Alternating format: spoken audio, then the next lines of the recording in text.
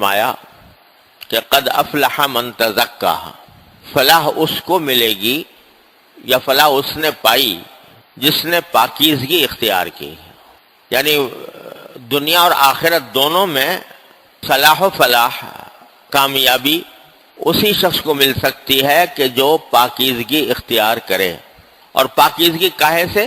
کفر سے پاکیزگی، شرک سے پاکیزگی، بدعات سے پاکیزگی، گناہوں سے پاکیزگی، نافرمانیوں سے پاکیزگی، اللہ تبارک و تعالیٰ کا حکم نہ ماننے سے پاکیزگی. جو آدمی اس دنیا میں اللہ تعالیٰ کا حکم مان کر اپنے آپ کو پاک صاف کرے گا اسی کو فلاح نصیب ہوگی. تو تزکا کا لفظ یعنی پاکیزگی حاصل کرنے کا لفظ بڑا جامع اور بڑا شامل لفظ ہے، ہر قسم کی پاکیزگی. اور ایک تو ہوتی ہے جسم کی پاکی، اس کے لیے عام طور سے لفظ استعمال ہوتا ہے طہارت، جسم کی پاکیزگی کے لیے، جسم کو صاف ستھرا رکھنا، اس کے لیے لفظ استعمال ہوتا ہے نظافت، ستھرائی. اور دل کی پاکیزگی اور نفسانی خواہشات کی پاکیزگی، اس کے لیے لفظ آتا ہے تزکیہ. تو یہاں ذکر ہے نفس کی اور دل کی پاکیزگی کا، کیونکہ جب دل پاکیزہ ہوتا ہے تو انسان اللہ تعالیٰ کا ہر حکم ماننے کو تیار ہوتا ہے، اپنے آپ کو آمادہ کرتا ہے کہ اللہ تعالیٰ کا ہر حکم مانے.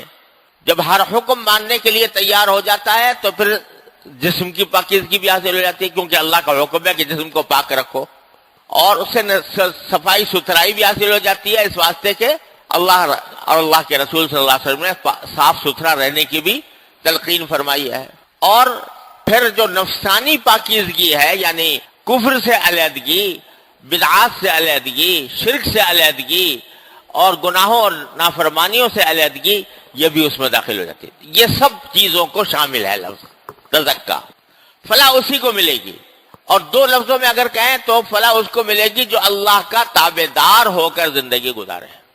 بس یہی پاکیزگی ہے، اللہ کا تابع دار ہو کر زندگی گزارے.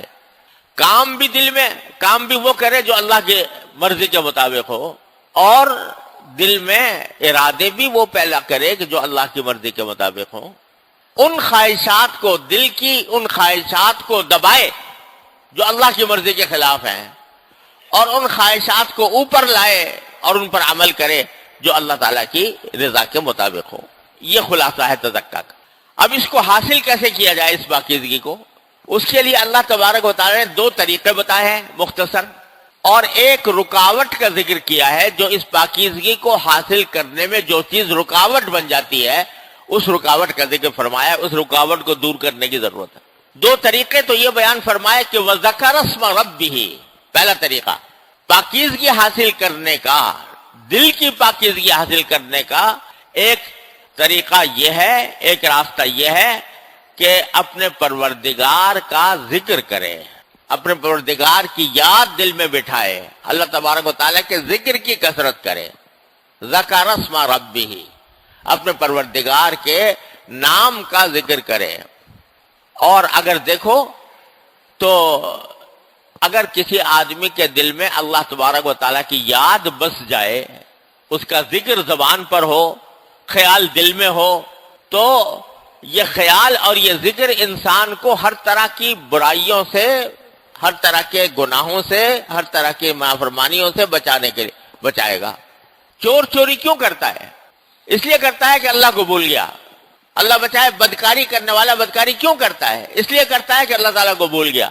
دھوکہ دینے والا کیوں دھوکہ دیتا ہے؟ اس واسطے کہ اس نے اللہ تبارک و تعالیٰ کو بلا رکھا ہے.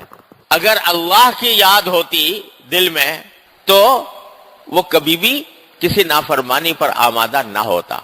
حضرت عبداللہ بن عمر رضی اللہ تعالیٰ عنہ کا یہ واقعہ منقول ہے کہ وہ کہیں کسی چرواہے سے، انہوں نے سفر کے دوران چرواہے سے کہا کہ تم مجھے بکری میں اس کا دودھ دے دو، میں مسافر ہوں.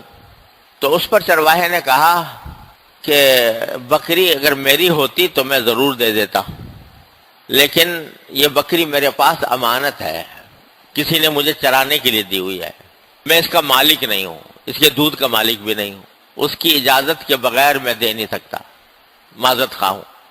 حضرت ابن عمر نے ان کو ایسے ہی آزمانے کے لیے کہا کہ ایسا کرو، میں تمہیں ایک ترکیب بتاتا ہوں کہ تم مجھے یہ بکری فروخت کر دو، میں تمہیں پیسے دے دیتا ہوں، اور جب مالک کے پاس جاؤ وہ پوچھے کہ بکری کا کیا ہوا تو کہہ دینا بکری کو بھیڑیا کھا گیا، اور بھیڑیا کھاتے ہی رہتے ہیں بکریوں کو، تو کوئی ایسی بات نہیں ہوگی، تمہارا فائدہ یہ ہوگا پیسے تمہیں مل جائیں گے، اور میرا فائدہ یہ ہوگا کہ بکری اپنے ساتھ رکھوں گا، جب بھی سفر کے دوران مجھے ضرورت پیش آئے گی تو اس کا دودھ لے کر پی لوں گا، دونوں کا فائدہ ہے۔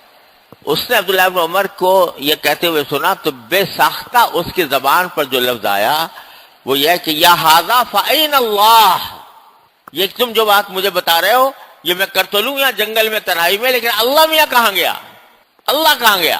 اس وقت حضرت عبداللہ بن عمر نے کہا جب تک تیرے جیسے انسان اس دنیا میں موجود ہے انشاءاللہ کوئی کسی کا حق نہیں مار سکتا۔ تو یہ حق جو مارتے ہیں لوگ دوسرے کا، وہ کیوں مارتے ہیں؟ اس لیے کہ خدا کی کے سامنے ہونے کا احساس دل سے ختم ہو گیا۔ تو ذکر اللہ تبارک و تعالیٰ کا ذکر وہ چیز ہے جو انسان کے دل میں اللہ تعالیٰ کی یاد بٹھاتی ہے، اللہ تعالیٰ کے سامنے پیش ہونے کا احساس تازہ کرتی ہے کہ ایک دن مجھے اللہ کے سامنے پیش ہونا ہے۔ جب یہ بات دل میں بیٹھ جاتی ہے تو پھر وہ انسان کو پاکیزہ بناتی ہے، اس کے اندر پاکیزگی پیدا کرتی ہے، وہ گناہوں سے اس کو بچاتی ہے، کسی کا حق مارنے سے بچاتی ہے، حرام آمدنی حاصل کرنے سے بچاتی ہے۔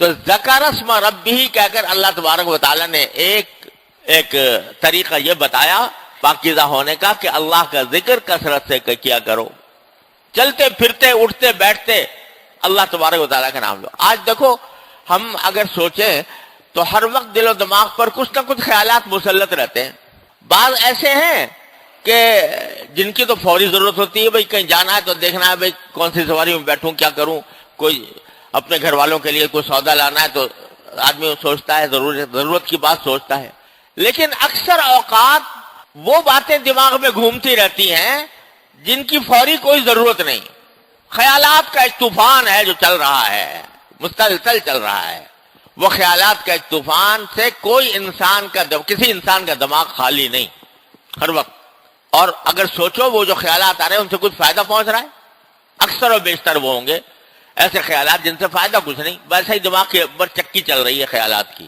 اگر اس خیالات کی رو کا رخ اللہ تعالیٰ کی طرف موڑ دو، اللہ تعالیٰ نے مجھے یہ نعمت عطا فرمائی، اللہ تعالیٰ نے مجھے یہ کرمرا کام کرا دیا، اللہ تبارک و تعالیٰ نے مجھے یہ فائدہ پہنچا دیا، اس خیالات کا رخ اللہ تبارک و تعالیٰ کی طرف موڑ دو، اور جو اگر کوئی حاجت پیش آتی ہے دل ہی دل میں اللہ تبارک و تعالیٰ سے مانگتے رہو، اللہ تبارک و تعالیٰ کی طرف دھیان رکھو، تو ایک اللہ تعالیٰ کی نعمتوں کا شکر اور ایک اپنی حاجتیں اللہ تبارک و تعالیٰ کے سامنے پیش کرنا، یہ دن رات کا مشغلہ بن جائے، پھر دیکھو کیا سے کیا ہوتا ہے۔ تو اس وقت اللہ تبارک و تعالیٰ کی یاد اور اس کا ذکر دل میں بس جائے گا، جب وہ دل میں بس گیا تو وہ تمہیں گناہوں سے بھی روکے گا، تمہیں معصیتوں سے بھی روکے گا، کسی کا حق مارنے سے بھی روکے گا، اللہ تعالیٰ کے سامنے پیش ہونے کا احساس دل میں جاگزین کرے گا۔ یہ طریقہ بتایا ذکر اسم ربہ۔